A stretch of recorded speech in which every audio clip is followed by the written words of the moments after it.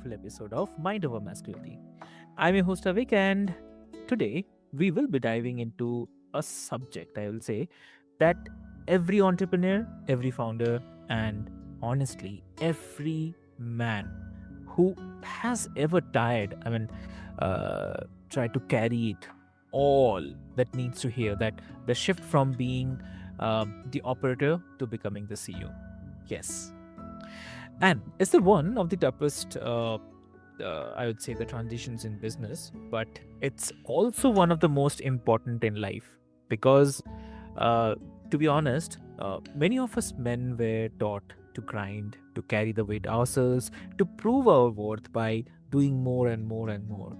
But at the same time, at the same point, doing more just breaks you. And leading requires a different strength, different muscle. So letting go, trusting others, and inspiring instead of micromanaging, right? So, dear listeners, our guest today is, please welcome Andrew Bowles. So, welcome to the show, Andrew. Thank you so much, Avik. It's so great to be with you on this show. Amazing. So, Andrew, like before we delve deeper into the discussion, I'll quickly love to introduce you to all the listeners. Dear listeners, Andrew knows that journey firsthand. So, a 3x founder, single dad turned executive coach, and someone who has worked with leaders at NASA, Dell, Netflix, Epic Games, you just name it, right? So, Andrew has helped over 10,000 leaders learn how to lead without losing themselves in the process. And he brings not just the expertise, but the lived experiences, like from grinding 80-hour week to mastering the influence, neuroscience, and scaling through others. So I'll not take much of your time, dear listeners. Let's get into the discussion. And Andrew, it's really an honor to have you here today. So welcome. Thank you so much. I'm glad to participate with you in this great conversation to uplift men everywhere. Amazing. Uh, like I was mentioning in the beginning that from operator to CEO. So you have lived that grind of being operator, and then you learned the art of stepping into the CEO role as well. So for those who are listening, what will be the biggest mindset shift founders need to make when they are ready to stop doing all themselves? So the biggest mindset shift that Yeah. that people who make that transition need to make is Mm. from thinking about how to produce results Yeah. to how to empower someone else to produce results. And that is one of the most challenging mindset shifts because the skill sets that are required to be a really top performing individual contributor, a technical, let's say a technical expert in some area, are very, very different from the skill sets you need to empower someone else to perform at or very near to the level that you could yourself. Those are not the same set of skills. And so when you make this transition from being an operator to being a CEO, you're starting over in your career and you're used to being maybe the most competent person in your role in your company or whatever. But now you could say you're one of the least competent at this because you have no experience typically. Most men who make this Mm. transition, and same is true in my experience of the women I coach, they have little to no experience. And why is that? Okay, this is important, Avik. And this I think is germane to this discussion about masculinity. One of the things that you talked about is that in the culture on the planet right now of what it means to be a man, is to be fiercely independent, is to be fiercely self-reliant. And I think it's important to distinguish, and I know you feel this way as well, there's a difference between what it is to be a man in terms of the biological, neurological, neurochemical differences between the male body, the male brain, the female brain, et cetera, and then the culturally imbued stories and images of what it means to be a man. Those are different. So I'm really speaking now to the cultural side of this.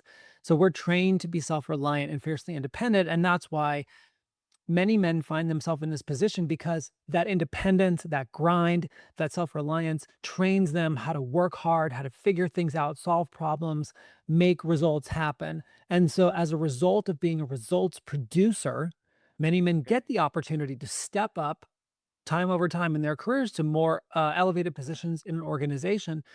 So that means you're transitioning from someone who has to rely on themselves to produce results to Mm. now being someone other people rely on to support them in producing results. And you've never had to do that before. So you haven't built that skill set and you're giving up control, which again, for men can feel very threatening because if you can't control how something's going to get done and therefore control the outcome, but you're still on the hook for the outcome, that can feel very threatening. And I think that leads a lot of first-time CEOs, when Mm. they're men, to micromanage or try to over control things relative to what actually works. So, that's where I think we should maybe begin the discussion. Exactly. I agree. And what happens like when leaders don't make that shift? Uh, I mean, when they keep trying to run everything by themselves. Well, a couple things happen. So first off, um, I think it's really important when we're talking about this in the context of growing a business or scaling a business to understand that you can't just scale a business. If you're the CEO or you're the founder of a business, you need to scale yourself side by side with the business's growth. And so if your growth professionally and personally doesn't keep pace with the business, you will slow down or completely halt the business's growth. It's like a flywheel, right? So if one wheel stops, they both stop. So what happens is the more that these new CEOs try to control or manage or intervene, jump into Mm. the daily work, as opposed to pulling the levers of leadership and management, the less and less time they have to do the things that only they can do in the role as the CEO. So they wind up Mm. basically hamstringing their ability to grow the business because all their Mm. time gets sucked up by intervening.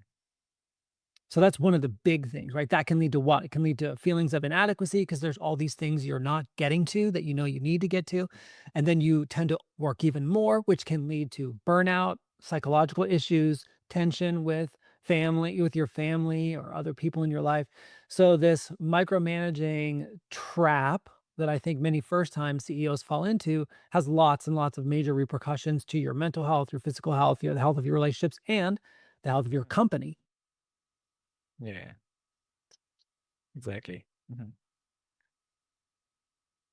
I mean, it really. I really love this because so many men think being indispensable makes them strong, Mm, when in fact it keeps them stuck.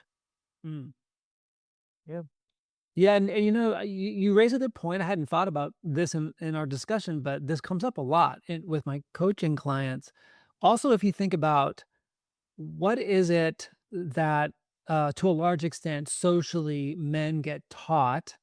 Mostly this is indirectly. It's not like it's in a book somewhere, but you see it in social media posts and song lyrics and movies and whatever.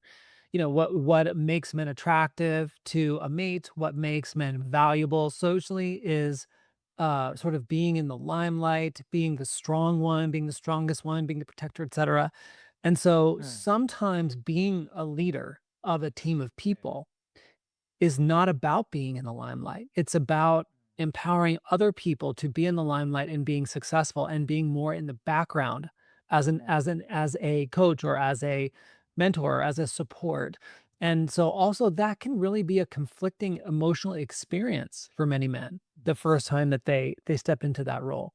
Now, it's almost impossible not to be in the limelight as a CEO in certain respects, but when it comes to the technical work, when it comes to certain areas of your company where you're now going to hire people to manage things that you're not going to do, you need to be able to make them shine and let them shine. And that can also be a feel like a conflict for men. Mm. Exactly.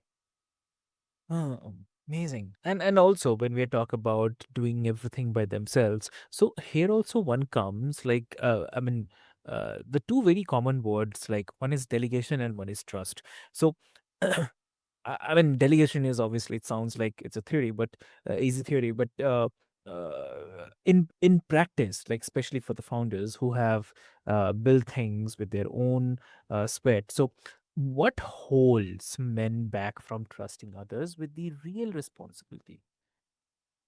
Well, I think again, just one of the things, Hmm. and I'll bring up 2 just to keep it somewhat concise, but one of the things is Okay. you have to give up control to give trust, Mm, and that can be very scary mm, because if you're the CEO of a company, you are on the hook for every single person's results. At the end of the day, it all rose up to you. So you have to account for other people's results when you're not able to control their performance. And I mean control mm. in a very I mean control as opposed to say impact. Obviously you can impact, Okay. but you can't control like if you're doing it yourself. So that can be threatening and it can seduce many first time CEOs into wanting to try to find ways of controlling, and micromanaging is often the go-to way of doing that. So that's one thing.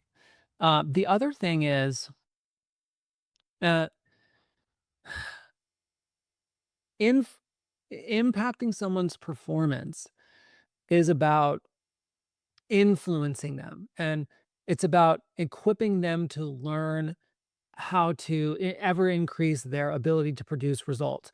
So to do that, it's almost always the case, unless you can afford to hire the very best in the field at something, you're gonna hire people who probably don't do things at the level you would ultimately like them to do them, which means along the way, they're gonna fail to meet your expectations, and they may even have other failures as they're learning in their careers how to become excellent at what they do.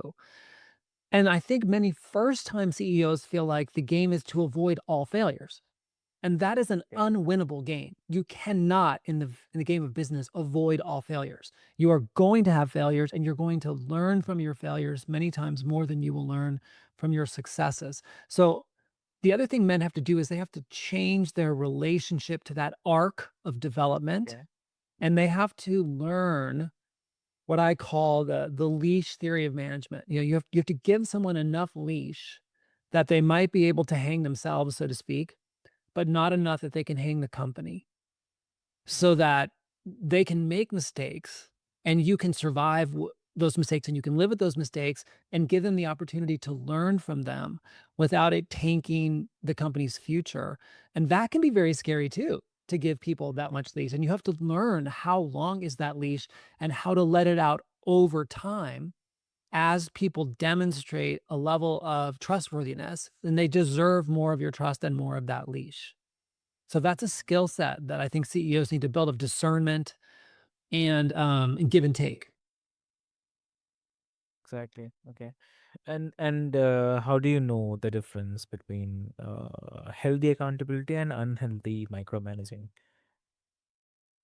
How do you know the difference? Let me just, sorry, you were a little quiet. How do you know the difference Oh, between a healthy level of trust and micromanaging? Is that what you said? yes. Yeah. Um, well, okay. Again, I think you need to start off by defining like Okay. how much uh how what kinds of errors, what kinds of mistakes, what kinds of things can are acceptable to you, can you live with, can you overcome, but and in what point do they start to become too expensive or too detrimental? And Mm, then you need to set up a relationship of conversations and outcome monitoring, by which I mean, you know, measuring certain performance outcomes, whether those are lagging indicators or leading indicators. For anyone not familiar with those terms, you know, for example, in a sales process, at the very beginning of that process, if you have someone who's just dialing people all day and trying to establish connections and set up meetings, that's a very early indicator that at some point down the road will lead to revenue and sales, which is a very lagging indicator, right? So you need to set up throughout your organization ways of measuring activity and performance, and just kind of decide where along that cascade of actions and outcomes that build and build and build is the point after which you can't really afford for someone to make a mistake. And so based on that, the amount of time you spend personally engaging with that activity or that person around that activity has to go up at that point. So you have to do these two things, right? You have to think about how do you measure the performance? And then the second thing is you have to set up, okay, where are the guardrails going to be right now at this moment in time for this person? And then you set up a cadence of check-ins with the person so that They have the freedom inside the guardrails you set to be more Mm. independent, but once they go past a certain point in the cascade of actions to produce results, you're gonna be way closer to what's happening. And as they start to demonstrate more and more competence and reliability further along in the chain of events, you can give them more and more leash and check in less frequently or check in, in a different way, but you do need to set up a cadence of check-ins and a cadence of feedback loops, of people's results Okay. so that you understand what's happening. Mm. Understood. Understood. I mean, I love that distinction because letting go doesn't mean letting things all fall apart. So, empowering others to rise up is something. Obviously, it's a great part. Yep. And also you have coached countless sales teams. So, according to you, what's the one sales principle that you think most entrepreneurs still get wrong? Um, it's a very challenging question to boil it down to one, but Okay. I'll pick one of the top ones. I don't know that I could say it's the top, okay, but it's super important and very frequently missed, which is that selling as a science is a game of ratios. Okay. And what I mean by that is there is this, funnel of activity from the initial point of contact to the close of a sale. And for every business, there are a certain number of stages along that path. So let's say you have five, you have this initial contact and an initial meeting, and then you submit a proposal, and then there's, a negotiation, and then there's close or whatever. The way sales works is that each stage of that funnel, you're gonna have a conversion ratio or a conversion percentage of people who will move forward in the sales process and other people will not. Whether it's because they're a bad fit for you or you missed something and you made a mistake or whatever, you just no one bats 1,000. No one turns every single prospect into a closed deal. So you have to track all that Hmm. and you have to understand both where you are with your volume of people moving through. So how many initial contacts are we making? And then how many people are currently in proposal and how many people are in negotiation? So you have to understand the volume. And Hmm. then you have to understand the ratios or percentage of conversions, which is also a number, but it's not a volume number. So it's like we have 100 people we have as prospects, and we expect 70% of them to move forward into the proposal stage. We have therefore 70 people at the proposal stage, and we expect half of them to move forward to negotiation. So we should expect 35 people, et cetera. Right. So you have all these numbers. You have to know what your numbers are, and you have to know what is considered to be minimally acceptable or, at least for your industry, for your niche, so that you have some point of reference to say, okay, we're really good here and here, but this is where we stop, we start losing effectiveness, so that you can start to Hmm. dial or drill specifically into what areas of our performance do we need to improve on. Is it something early on? Is it something later on? Is it a skill set? Is it a marketing issue? So if you don't measure these things and understand the way they flow, you will tend to default to misdiagnosing what's really going on and then taking the wrong actions to address it. And that's just devastating because then the problem just gets worse because you're not addressing it and you think you are. And that creates so much stress and anxiety unnecessarily. So if I were going to just pick one thing, I would say understand your funnel, your process, and your numbers, both what they are and what they need to be for you to have a healthy, successful business. And then be Hmm. very specific about where the breakdowns are and how to address them. Exactly. Exactly. And so, if you're coaching a founder who's terrified of selling, what's the first mindset shift you'd give them? Yeah. So, generally speaking, people are terrified of selling because they personalize it. Uh, There's something about the process that they relate to as though it's going to tell them something about themselves okay.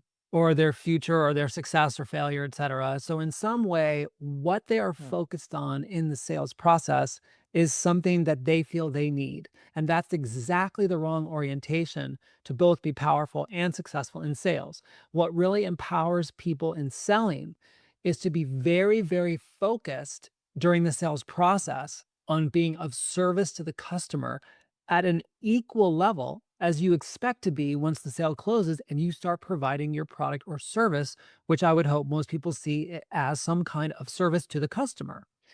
So you have to make that mindset shift from this is something about me, my ability, my success, my failure, whatever, whatever, to hey, how do I have the Mm, customer win mm, in the sales process? How do I equip them, empower them to make a great decision for them? And how does what I offer fit into their journey of challenges and decisions to be successful in this? And when your focus shifts to that, your brain will naturally start to take care of a lot of what people codify in certain, questions to ask or uh, ways to sort of set up conversations. Your brain will sort of naturally go there because your brain gives you answers to the questions you ask it. So if you ask your brain, how do I not screw this up? Your brain will start telling you ways to not screw it up.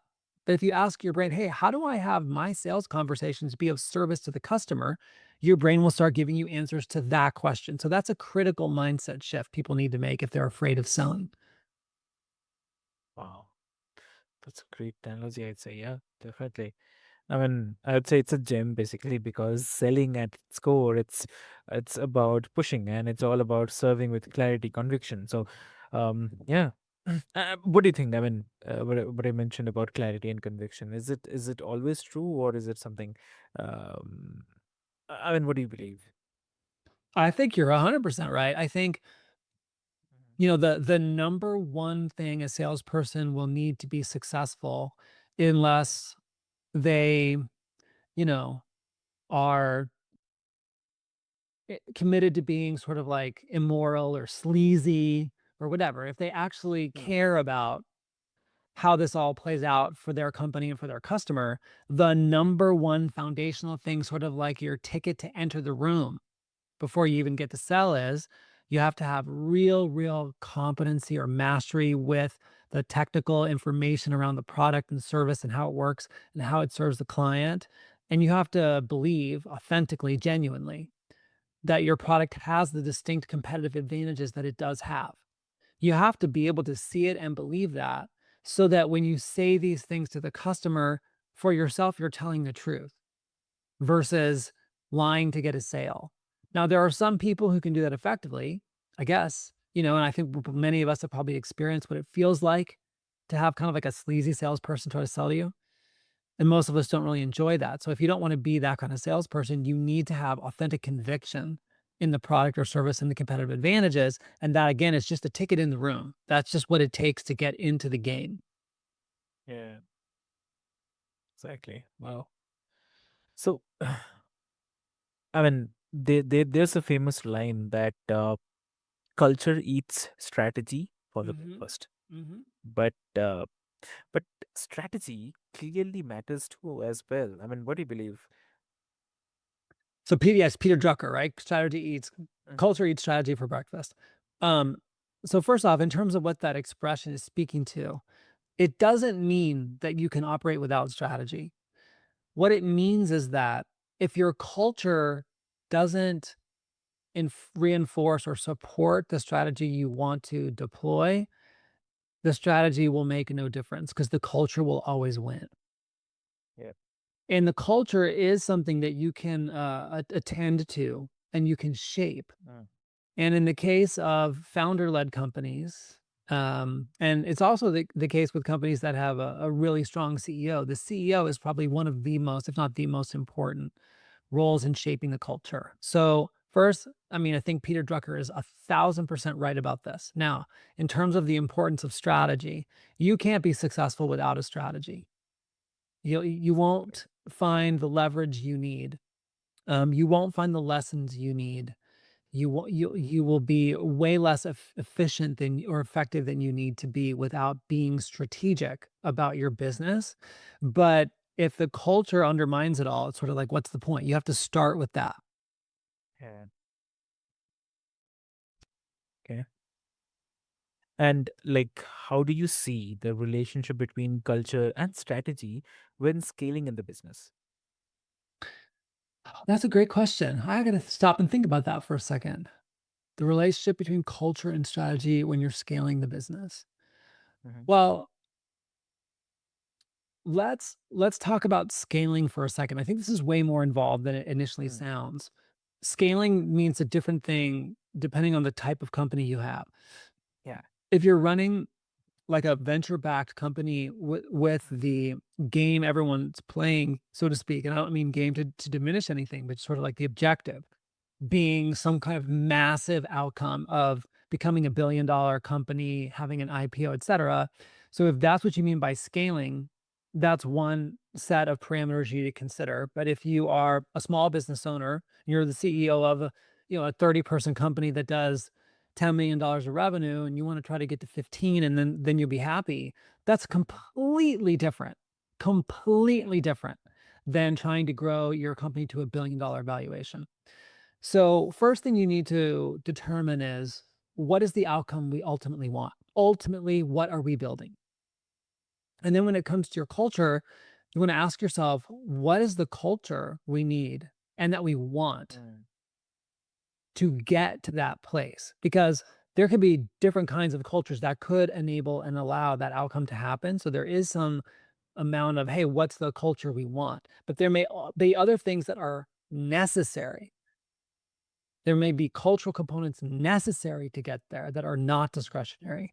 So that needs to be done very thoughtfully and then shaped intentionally. And then once you have that culture in place, the strategy is what you're going to do. Mm. It's sort of like how you're going to approach what you're going to do. What's the thinking behind it? What is the strategic arc as opposed to the Yeah. the tactics? Like, what am I going to actually do today? So I don't want to confuse strategy and tactics for people. But if you think of it like the strategy is the plan for how you're going to execute, the culture is okay. Well, when you're making these 100 calls a day, because that's our strategy, is volume and sales is a part of our strategy. Okay, fine.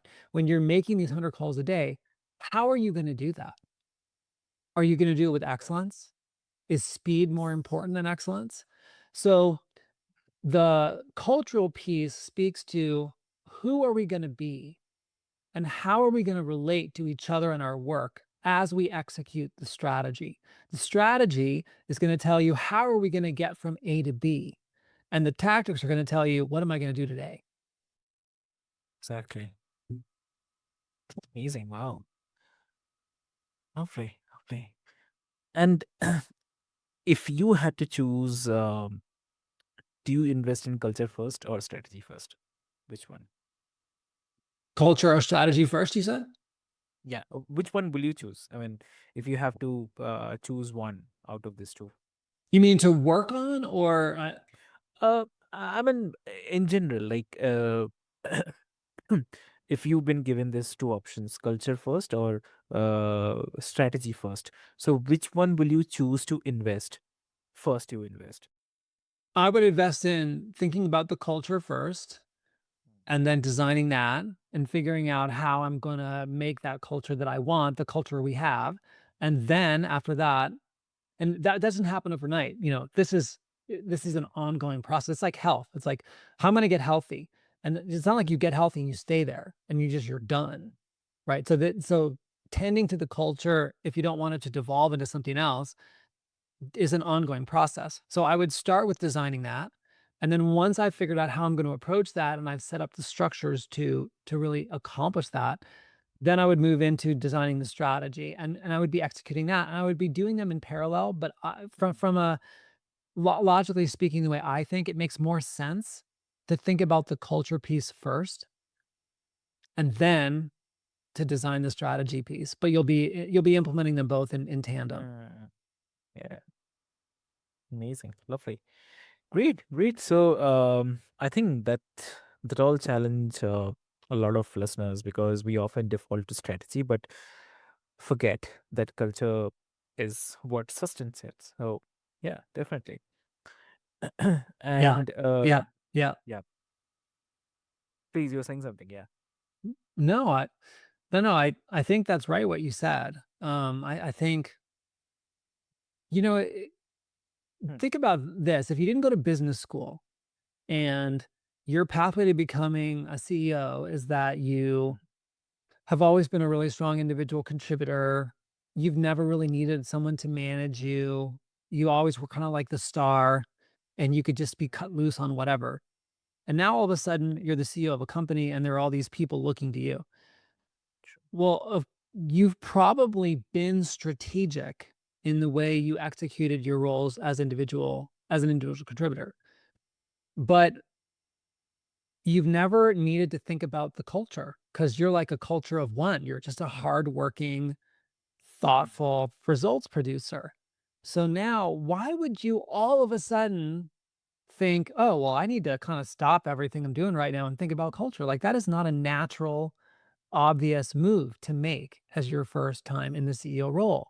So, again, to the where you and I started today, being a great CEO is a very thoughtful it's a very thoughtful process, and although if you go looking for it, you can hear about the arcs of development of some of the most successful CEOs that we know about. Mm, There's great resources out there on this, books and podcasts and whatever, mm, but most people that I run into mm, don't actually study that and don't understand that it's an arc. It's not like someone comes out of the womb mm, as a great CEO. They all start off their first time, not really knowing which way is up and having to learn through mentorship, the school of hard knocks, etc. So I really think there's an art and a science mm, to being a great CEO. And to the point of your podcast, I think a lot of the messages we receive as men right now on the planet don't lend themselves to us being very good at that. And mm, so I encourage people to really do this thoughtfully and to give themselves a lot of grace in the beginning to not be good at it and to not know and to learn, to be super curious about this whole world of being a CEO mm, and to allow yourself to be contributed to through books, through mentorship, through coaching, mm, etc, because that will really help you ground yourself in the reality of where you are today and where you want to be in your arc of development tomorrow. mm, And it gives you a lot of peace of mind about where you are. And I will tell you one of the other biggest pitfalls about being a male CEO for the first time is that we have a tendency to look at these archetypes, these, heroes, yeah, mm, and then set expectations for ourselves today based on how we see them at their height of power, yeah, with no understanding of what it took for them to become that competent or successful. And so we set these expectations and we measure ourselves across that gap and we just find ourselves always lacking. mm, And so that is a very disempowering way to approach growth. A way more powerful way to approach growth is to understand the territory and sort of the timeline of what it takes to build yourself as a CEO, and then to go to work on that thoughtfully and to be able to measure your growth backwards from where you started to where you are today. And then yeah, have what's out in front of you as the ground yet to be taken be something that's exciting, be mm, something that is enlivening, not be something that's disempowering or reinforcing some sense that you're not enough. That really actually doesn't work. And it tends to lead to all kinds of poor management and mental health issues. So I strongly recommend men in this role take that approach and be thoughtful about this and give yourself some room to grow into your prowess as a CEO over time. wow. Amazing, amazing, I have to say. Andrew, this conversation has been a masterclass in leadership, I would say, and also in life as well. And yeah, and what I am walking away with this is like being a CEO, whether on a business or a team or your own life, it means like learning to let go of the control and Mm, lead with the influence. mm, And also in terms of the culture, yes, create culture where people thrive. So. Uh, Definitely, definitely. I could totally agree. And for men who are listening right now, maybe you will be listening. Remember this that micromanaging may feel like strength, but real strength is building the trust over power. I mean, uh, like empowering others as well, and also focusing on the vision that only you can set. So, mm. this is very important. So, Andrew, what advice you'd like to share, and if people want to connect with you, what would be the great medium to connect? I'm very active on LinkedIn. And so people are welcome to message me there. Tell me you're a listener of the show. I will always accept your invitation to connect. And that's, LinkedIn dash slash n slash Andrew Poles. You can also connect with me through my website, which is andrewpoles.com, and there is a connect with me link on the landing page. So those are the two best ways to reach me. Amazing. Lovely. Great. So, dear listeners, what I'll do is I'll put all the links into the show notes for your easy reference. And until next time, this is your host, Avik, and reminding you that masculinity is not about carrying the weight alone. So, it's all about leading with clarity, trust, and the vision. So, for today, this is Mind Over Masculinity, and see you soon again. Thank you so much.